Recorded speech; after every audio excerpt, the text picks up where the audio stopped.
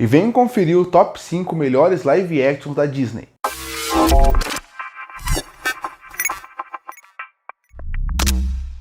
E chegou essa semana no cinema o live action de A Branca de Neve. E por causa disso, eu resolvi fazer qual é o meu top 5 melhores live actions da Disney. E depois trazer minha lista com os top 5 piores. Então a partir daí eu só queria fazer alguns destaques antes de entrar no meu top 5. Primeiro, isso é óbvio, mas é sempre bom destacar. Essa é uma lista pessoal, não é por nota, não é por dinheiro, por bilheteria, não. É o que eu acho desses 5 filmes. Por isso que eles estão na minha lista. Gostaria que você escrevesse a sua lista em vez de criticar a minha. E a outra coisa é, eu não considerei, como muita gente considera, que os live actions da Disney começaram a partir de Cinderela. Eu considerei a partir de Malévola. Da Malévola, que é Malévola, até agora o Branca de Neve, são os filmes que eu considero. E eu também considero continuações. Então eles podem não estar na lista. Mas se eu quisesse colocar Mufasa, que é uma continuação, Malévola 2, poderiam estar na lista. Então essas foram as minhas regras para poder criar essa lista. Desde o que aconteceu de Malévola até a Branca de Neve, se é live action baseado em animação da Disney, eles poderiam estar nessa lista. Deixando isso claro, vamos ao top 5.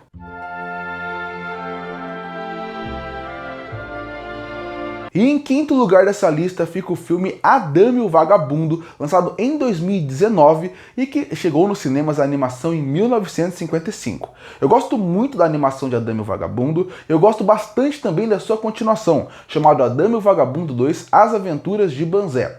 Quando lançou esse filme, ele foi muito pouco assistido pelo público, porque estava num período de pandemia e mais do que isso, também teve um fator que ele foi direto para o Disney Plus. Era aquele momento onde a Disney ainda estava querendo que muitos produtos fossem para o Disney Plus para poder tentar vender mais e atrair mais público para o streaming.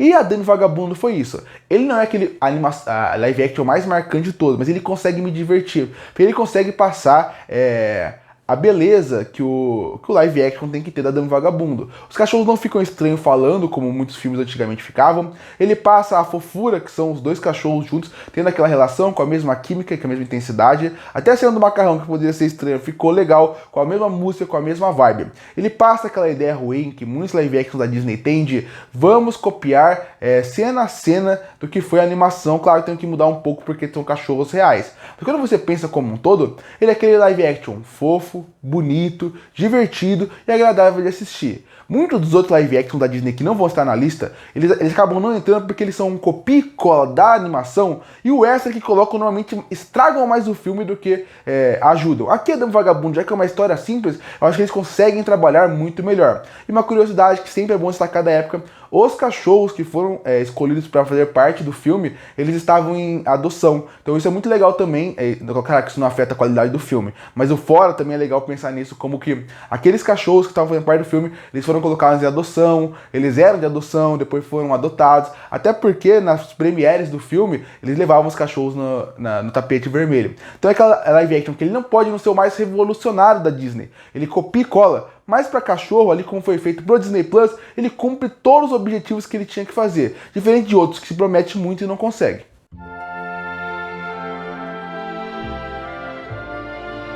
E em quarto lugar dessa lista eu coloco o live action de Cinderela, lançado em 2015 e que é baseado na animação de 1950, que depois fez milhares de continuações e é um dos grandes sucessos da história da Disney. Bom, Cinderela eu poderia ter algo contra, porque ela que começou essa ideia da Disney fazer live action copia e cola. Até chegar ao Cinderela, qual que era a ideia da Disney? Vamos pegar nossas histórias de conto de fada e vamos criar uma história nova por cima ou desconstruir a história original. Quando surgiu Cinderela e ela deu um baita dinheiro, a Disney pensou, olha só, que divertido, deu muito dinheiro, a gente só copiou e colocou o que a gente já conhecia.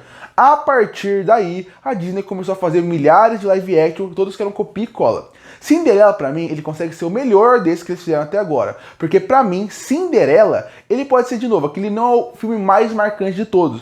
Mas Cinderela, a animação, ela tem uma vantagem muito grande. Que são as músicas que são mais fáceis de se adaptar, apesar dos ratinhos. E quando você vai a partir daí, você consegue colocar músicas no momento certo. E o que eles introduzem, pra mim, melhora. Enquanto nos outros live actions eu acho que não melhora, aqui melhora por quê? Qual que é um dos grandes problemas de Cinderela? A animação. O príncipe. O príncipe ele aparece muito pouco, ele aparece no baile e depois do baile ele praticamente aparece para colocar o sapatinho. Então falta um carisma pro príncipe. Aqui, o príncipe eles colocam desde o começo. E colocando ele desde o começo, você acaba dando uma ligação maior. Você sabe o que ele pensa, como ele pensa, até sobre o reino e sobre o que ele está fazendo para chegar até ali. Ele com a Cinderela acabam tendo uma ligação maior.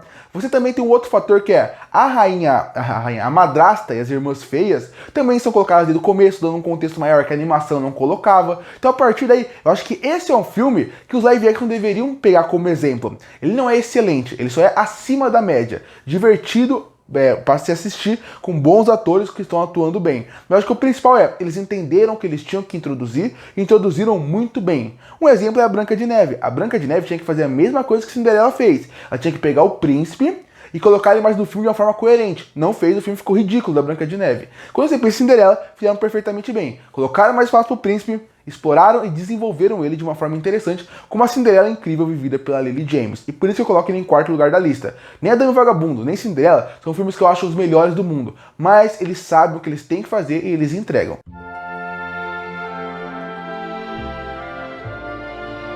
E em terceiro lugar dessa lista eu coloco o filme Cruella, de 2021, baseado no filme 101 Dálmatas, de 1961, que depois também teve continuações, e aqui teve outros live actions. Muita gente pode falar, nossa, mas o Cruella tá na frente do 101 Dálmatas live action clássico? Tá, porque eu considerei a Disney do Malévola pra frente. Se fosse pra trás, provavelmente os 101 Dálmatas antigos poderiam estar, porque eu gosto daquele live action que segue bastante a animação. Aqui não. Aqui a ideia é seguir aquela ideia de vamos dar mais espaço pra vilão.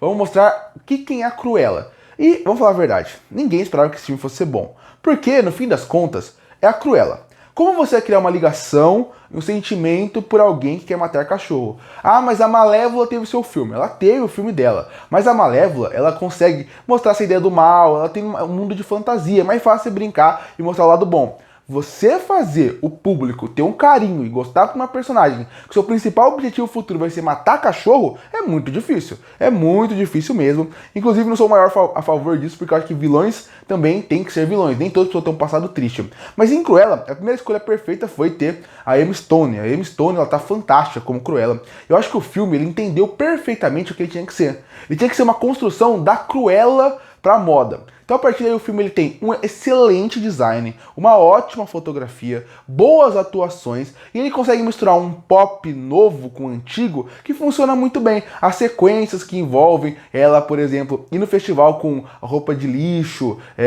para mostrar como é um mundo de moda, é muito interessante. Discute bem o mundo de moda com boas atuações e bons embates. O filme não é perfeito, como a maioria desses não estão aqui, porque os live action da Disney não conseguem ser perfeitos. Mas ele é o melhor para mim desses, porque ele pelo menos consegue dar uma linguagem própria para personagem, consegue mostrar por que é legal fazer remakes, dando uma outra visão para histórias clássicas, ao mesmo tempo que você tem boas atuações, com um final que não me agrada, porque a ideia do Dálmata envolver a morte dela não me agrada, mas quando você passa disso, o resto funciona. Pra mim, Cruella é o Malévola que deu certo. O que Malévola queria ser, que era pra ser um filme que ele ia desconstruir a Malévola, mostrar como ela não era tão ruim, como o reino era também muito culpado, como o rei é culpado. Pra mim, a Cruella consegue fazer isso de uma forma melhor, fazendo com que os personagens e o universo à sua volta consigam ser desenvolvidos. Claro, o filme tem muitos problemas, mas ele ainda consegue ser um dos melhores, porque ele pega o que um remake live action devia ser. Atualizar para personagem, contar uma história, mas sem perder a essência. Em nenhum momento do filme você pensa, coitada da Cruella. Você pensa, eu sei pra onde ela vai, entendi o ponto dela, mas ela ainda é uma vilã. E por isso que ela fica em terceiro lugar dessa lista pra mim.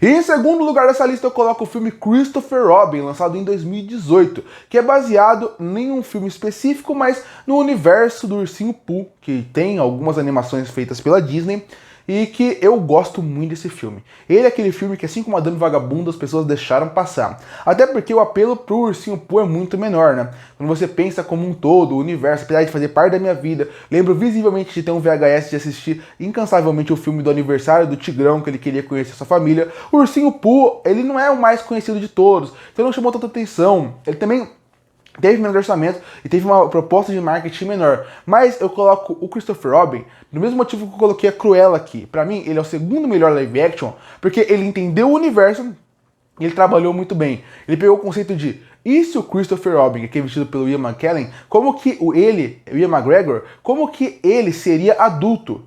E a partir daí o filme discute coisas fantásticas, porque vale sempre destacar, o Bosque dos 100 Acres, ele é um lugar que ele foi criado meio que na imaginação do Christopher Robin. Então a partir daí essa ideia de ele vai brincar com o Pooh, com o Tigrão, com o Ió, com o Coelhão. Quando você pensa nisso, você pensa que ele parece que existe uma criança, mas sabe que aquilo também é uma metáfora para a imaginação dele, para o mundo de fuga que ele ia. Então a partir daí, quando ele cresce, você vai meio que perdendo aquela ligação com a sua infância.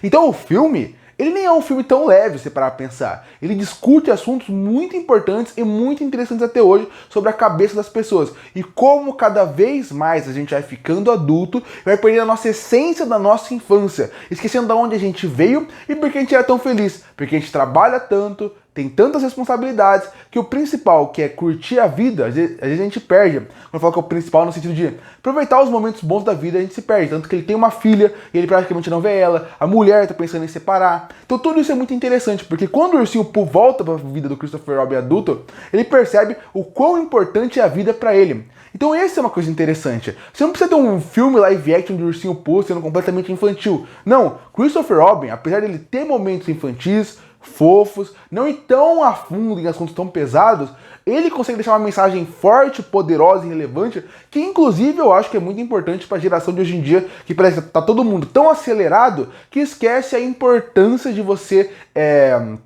curtir o momento, curtir a vida e curtir cada segundo que você tem. Christopher Robin é um filme muito bom. Eu adoro esse filme pela mensagem, pela atuação do Ian McGregor, que tá muito boa, até a parte do CGI, porque como que você vai fazer um design do Ursinho Pooh? Vai fazer meio um boneco mais real. Acho que eles fizeram também um meio termo que ficou muito bom entre o realista, que não gera uma estranheza. Então, pra mim, eu gostei bastante. É um filme que fica em segundo lugar, mas ele vale a pena pela mensagem, pela história, e ao mesmo tempo, só pra passar o tempo, ele também consegue divertir.